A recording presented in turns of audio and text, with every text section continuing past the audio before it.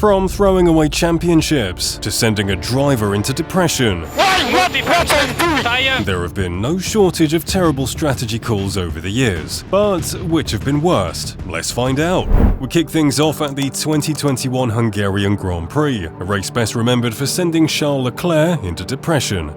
Lance Stroll's demolition derby, and one of the strangest race starts in F1 history. But before we get into the strategy calls that day, let me set the scene. It was the 11th round of the season, and Max Verstappen and Lewis Hamilton were in a vicious fight for the championship. Just 2 weeks prior, Lewis had almost sent Max to the gulag before celebrating like he'd won the championship. So, it had never been more clear just how important every single point was. And on race day, well, Mercedes decided to throw that thought out of the window. But before any strategy could even play out, the wet weather caused one of the most chaotic race starts I've ever seen. Because it's lights out and away we go, and Hamilton does get away very well indeed. Bottas doesn't. Bottas, driving like he'd been ordered to carry a hit out on the 2 Red Bull drivers, locked up into turn 1, sending himself and Norris into Perez and Verstappen. And there's Lando Norris touched, and into each other goes Valtteri Bottas and Sergio Perez. And of course, we had Stroll doing Stroll things. All of that chaos meant one thing. It's a red flag. We are stopping this race while the marshals can clear the debris. As the cars headed back to the pits, the top 3 drivers were Hamilton in P1, with Ocon and Vettel just behind. By the time the marshals had cleared up the mess on track, the rain had stopped. But every single car headed back out on intermediate tyres anyway, and almost immediately, it was obvious they'd made the wrong call. At this rate, everyone is going to box. Well, that was apparently obvious to everyone besides Mercedes. While they left Hamilton out on inters, every single car came into box for slicks. Every single one. Giving us one of the most bizarre starts in Formula 1 history. It's going to be lights out and away we go for Lewis Hamilton only. But out now, into the race comes the Williams of George Russell, who is up in a 2nd place. In all fairness to Mercedes, being the lead car is always a disadvantage in strategy calls like this, because you can't just copy the car ahead. But that didn't matter, and Hamilton knew within just a few corners that they'd made the wrong call. Yeah, let's try. Yeah, copy Lewis, so box. After just 1 lap, Hamilton was called into the pits, but he didn't lose 1 place, or 2, or even 3. He lost 13, rejoining in 14th, which also happened to be dead last. That handed the lead to everybody's 3rd favourite French driver, Esteban Ocon. Hamilton suddenly had a mountain to climb if he wanted to salvage anything from this race, and to be fair to him, he did exactly that, slicing through the field like cars ahead were in Formula 2. But then came lap 48. He found himself in 5th place, tucked up behind Fernando Alonso. Until he got past Alonso, the win was out of reach. He managed 1 more move on Sainz for 3rd, but that was it. The team had thrown away his chance for his easiest win of the season. Lewis knew. Could have been an easy win. Ocon came home to win the race, and his engineer knew just how much Alonso's defense against Lewis had done for the team. Fernando came 5th, but he is probably the reason that you won. He held off Hamilton for a long time. That mistake cost Hamilton 10 points that ultimately cost him the championship. But if you think that blunder was bad, wait until you see the incident that robbed Fernando Alonso of a championship in the most frustrating way possible. In recent years, we've seen all kinds of strategic masterstrokes by Ferrari, from sending their driver out to qualify on the wrong tyres, Am I the only car on inters? Yes, we believe you are the only one on inters. to forgetting to send their driver out to qualify at all. It's success of a sort in one part of the Ferrari garage. It's despair in the other side. Why didn't they put him out again? That's obviously the question. But all the way back in 2010, they made a strategy call so bad that it still gives Fernando Alonso PTSD to this day, and it all went down at the final race in Abu Dhabi. Heading into the season finale, Fernando Alonso led the Drivers' Championship with 246 points. Mark Webber was second on 238, and Sebastian Vettel was third on 231. Even Lewis Hamilton was technically still in it on 222 points, but realistically, he needed the other drivers drivers to turn into Mazepin for that to happen. So yeah, 4 drivers with a shot at the championship, the first time in F1 history that had ever happened at a season finale. Fernando only needed to finish ahead of Webber and in 4th place or higher to guarantee himself the championship, and after qualifying, things were looking good for the Spaniard. Vettel grabbed pole, Hamilton lined up 2nd, and Alonso was right there in 3rd, starting P3 and needing P4. And importantly, he was ahead of Webber. I can only imagine Fernando was praying for a straightforward race, but as the lights went out, it was anything but. As we leave the grid at Abu Dhabi, Vettel moves forward, Alonso comes through, Button's got the jump, Alonso down into 4th, Hamilton goes close, but Vettel still leads, Button is into 3rd, Alonso is 4th, and Webber is 5th behind him. Okay, so 1 position lost. No big deal, right? I'm sure everything was smooth sailing from there. Right, we've got 2 Mercedes side by side and they make contact. Michael Schumacher round. Will he? The big smash there, it's Lewis, he's gone straight into him as well. Besides almost decapitating Michael Schumacher, that incident also brought out the safety car. 6 drivers, including Nico Rosberg and Vitaly Petrov, used the safety car to drive into the pits and switch to hard tyres, essentially committing to run until the end of the race. Nobody at Ferrari seemed to find that particularly interesting. They should have. By lap 11, Alonso was still running in 4th, with Webber just behind, but the Aussie was struggling with his tyres. Lose the rear tyres, mate, lose the rear tyres. And made the call to pit that very lap, emerging from the pits all the way down in 16th. So now Ferrari had a decision to make. Do they pit Alonso to cover Webber, the man running 16th and buried in traffic, or do they actually look at the timing screen and realise the guy leading the race might be the real threat? You know which option they chose. Webber's absolutely flying till he gets up to the back of Petrov. Heidfeld's pitted as well. He's absolutely going for it. He's done it, has he? Has Alonso got out ahead? It seems he has. Okay, well, at least Alonso came out ahead of Webber. Mission accomplished, right? Not quite. Because remember those drivers who'd pitted under the safety car and committed to running to the end on the harder tyres? Yeah, Ferrari apparently forgot about them. And the most important one of those was Vitaly Petrov, a Russian who, unlike Mazepin, could at least keep his car pointing in the right direction. And ahead of him sat Rosberg. 2 cars, both already on their final stint, both now standing directly between Alonso and the championship. Ferrari just assumed Alonso could clear these cars quickly, but they couldn't have been more wrong. Lap after lap, he filled Petrov's mirrors. Out of the final corner, down the long Yas Marina straight, into the braking zone. The Ferrari was quicker through the corners, but Petrov's Renault had just enough straight-line speed to keep him safe. But here's the part that made Ferrari's decision look even worse. By around lap 16, the race leaders, including Vettel, had finally pushed through the graining phase on their soft tyres. The rubber cleans up, and with that, the pace returned. I honestly wish I could have seen the faces of the Ferrari pit wall when they suddenly saw the front runners lapping faster than Webber and Alonso. This meant that when Vettel finally came in for fresh tyres on lap 25, he emerged with a net lead, while Alonso was still stuck behind Petrov. To make matters worse, when Robert Kubica, who had stayed out much longer, eventually made his stop, he also emerged ahead of Alonso as well. So, even if Fernando had somehow found a way past Petrov, there were still 2 other cars between him and the points he needed. For 40 laps, Alonso sat there, watching his championship slowly slip away. When the checkered flag fell, Vettel had won the race and the championship. Alonso, 7th place, in a race where 4th would have made him world champion. On the cool-down lap, he pulled alongside Petrov, gesturing angrily from the cockpit, clearly blaming the Renault driver for holding him up. But the truth is, Petrov didn't cost Alonso the championship. Ferrari did, because if they had simply stayed out longer and pitted Alonso around lap 24 like Lewis Hamilton, he'd have likely rejoined in clear air with a clear drive to the championship. But if you think that's bad, this next blunder makes the Ferrari strategists look like tactical geniuses. Heading into the Chinese Grand Prix, Lewis Hamilton was on the verge of history. The rookie had a 12-point lead in the championship over his teammate Fernando Alonso and 17 over Kimi Raikkonen. With 2 races left, one strong result in Shanghai could make him the first rookie world champion in Formula One history. And when he stuck his McLaren on pole, the title was basically in his hands. Well, that was until McLaren apparently decided Hamilton's strategy by using a Ouija board. But before the strategy disaster unfolded, let me show you how the race race actually started. Race day in Shanghai was about to be damp and overcast. You can tell the car in front and behind are on inters.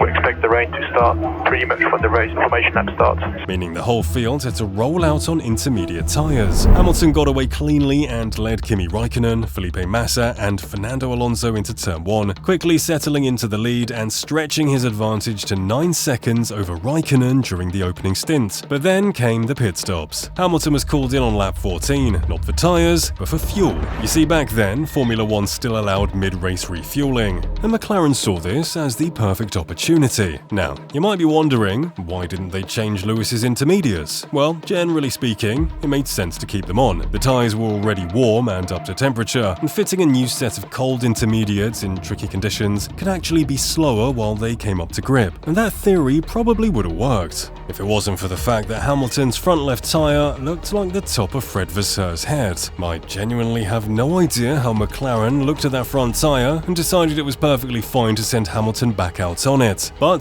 they did, and at that point, all they could really hope for was that the rain stayed away. Meanwhile, Raikkonen stayed out, and that turned out to be crucial. With a lighter fuel load, the Ferrari driver was now able to push much harder, laying down a series of seriously quick laps while Hamilton circulated on his already worn tyres. Then, on lap 18, Raikkonen finally came in for fuel. His rear tyres looked noticeably better than the McLaren's, despite his extended stint. When he rejoined the race, Hamilton's once comfortable 9-second lead had been slashed to just 4 seconds. But things were about to get worse as the rain returned. It might have only been a drizzle, but it was more than enough to cause chaos. Hamilton's pace started dropping, and dropping fast. Raikkonen quickly reeled him in, and after a lap of frantic defending from Lewis, Kimi made his move. Raikkonen seems to have the advantage in these conditions.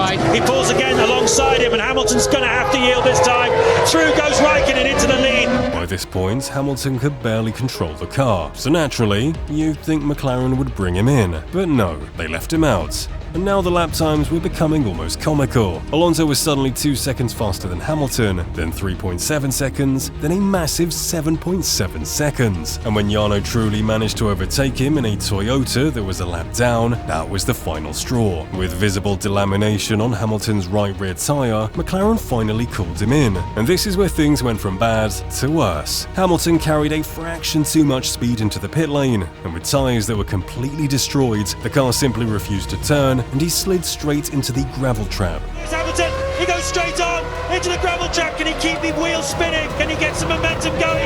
No, he can't. And as we all learned in 2024 from our old friend Lance Stroll, once you're stuck in a wet gravel trap, you're not going anywhere. Hamilton climbed out of the car, utterly distraught by what had just happened. In a race where he could have claimed the championship, he instead found himself out, all because McLaren refused to pit him while his tyres were quite literally falling apart. Raikkonen went on to win the race and eventually the championship, and that day in Shanghai was the moment that crushed the young Hamilton's dream of becoming Formula One's first rookie world champion. And this isn't the last time we'll see McLaren on this list, but we'll get back to them a little later. For now though, we're heading back to the circus in red, and this time the disaster unfolded at the Monaco Grand Prix. Now, it's hard to beat a losing championship, but being robbed of a win and your home race has to come close, especially when it's down to some of the most egregious strategy calls I've ever seen in my life. And that was the reality for Charles Leclerc at the 2022 Monaco Grand Prix. After 5 cruel years of heartbreak, 2022 finally felt like the year Charles Leclerc might finally claim victory at his home Grand Prix. The Ferrari was quick, Charles looked in top form, and after a brilliant qualifying lap, he bagged pole position, with his teammate Carlos Sainz lining up alongside him and Sergio Perez in third for Red Bull. And at the Monaco Grand Prix, where overtaking is basically impossible, this was about as close to a guaranteed win as Charles could get. But let's not forget who he was driving for, because Ferrari, well, they had something special planned for race day. When Sunday rolled around, the weather was borderline torrential, with heavy rain soaking the narrow streets of Monaco. The start of the race was delayed by over an hour, and when it finally got underway, almost the entire field lined up on full wet tyres, circulating behind the safety car. Conditions like these are difficult, seriously difficult, and 2 of the sport's brightest stars prove that point almost immediately.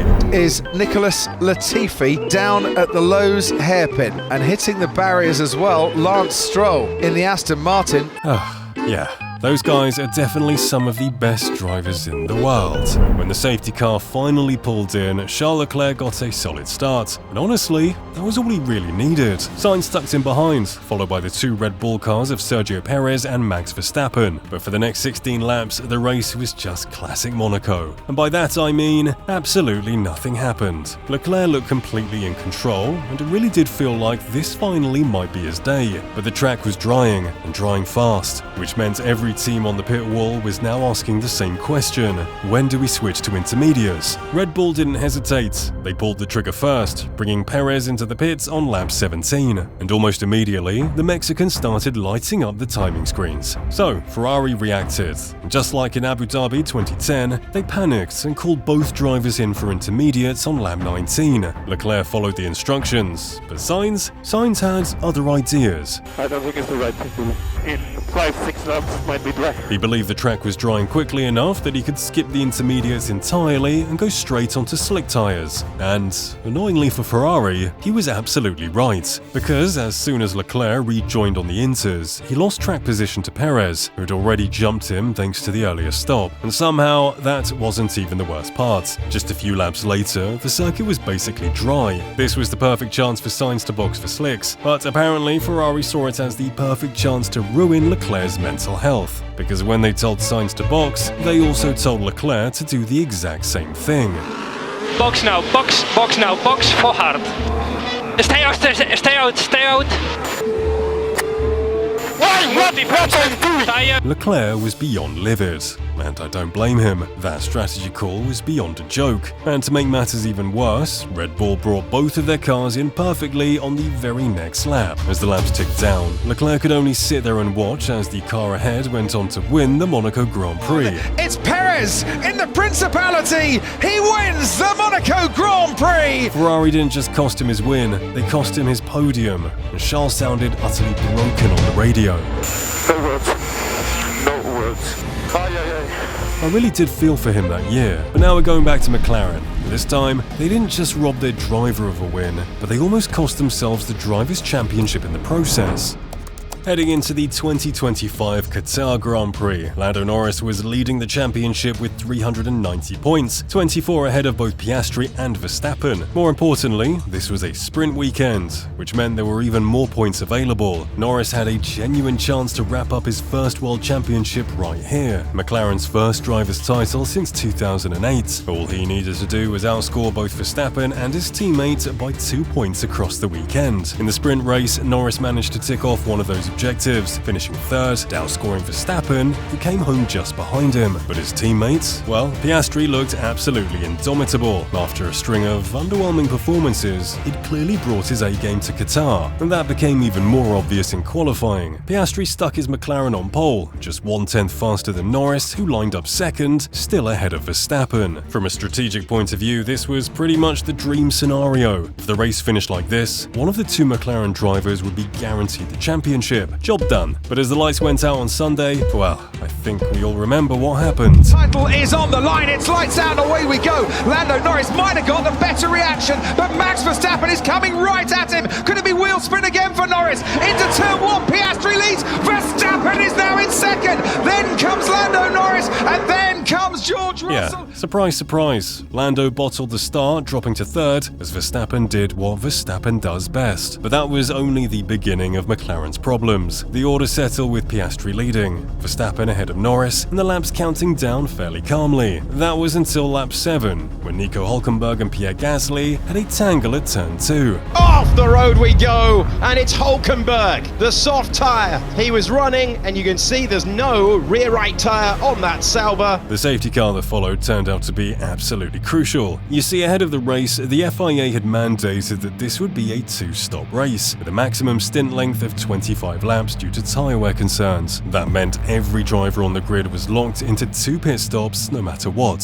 So when the safety car came out on lap 7, the strategy call couldn't have been more obvious. Drive into the pits, tick off one of those mandatory stops while the field is slowed down, and gain a cheap pit stop. It was so simple that even Ferrari managed to do it. But McLaren, well, they must have forgotten to switch their brains on, because they left both of their drivers out. When racing resumed on lap 10, Piastri and Norris were the only two drivers on the grid still carrying 2 pit stops. Everyone else had already completed 1, and this handed the one man you never want to give an advantage to the biggest advantage you possibly could, because Max Verstappen now had 1 fewer pit stops to make than both McLarens, and he was sitting right behind them. For McLaren's strategy to even have a chance of working, both drivers needed to pull out a substantial gap over Verstappen before making their stops. They simply couldn't. The pace just wasn't there. McLaren eventually brought their drivers in on laps 24 and 25 for their first stops. Then Verstappen made his final stop on lap 32, rejoining just 3.2 seconds behind Norris and 7.6 seconds behind Piastri, with both McLarens still owing the race 1 more pit stop. Piastri finally came in on lap 42, then chased Verstappen to the flag, closing the gap to 7.9 seconds. Close enough to be painful, but not close enough to matter. Norris had it even worse. He didn't pit until lap 45, and when he rejoined, the championship leader was down in 5th place. Yes, 5th. He spent the closing lap stuck behind Kimi Antonelli's Mercedes, finally getting past on the very last lap when Antonelli made a mistake, but by then Carlos Sainz's Williams was long gone, leaving Norris with 4th. Meanwhile up front, Verstappen did what Verstappen tends to do when someone leaves the door even slightly ajar. He walked straight through it and won the race in epic fashion.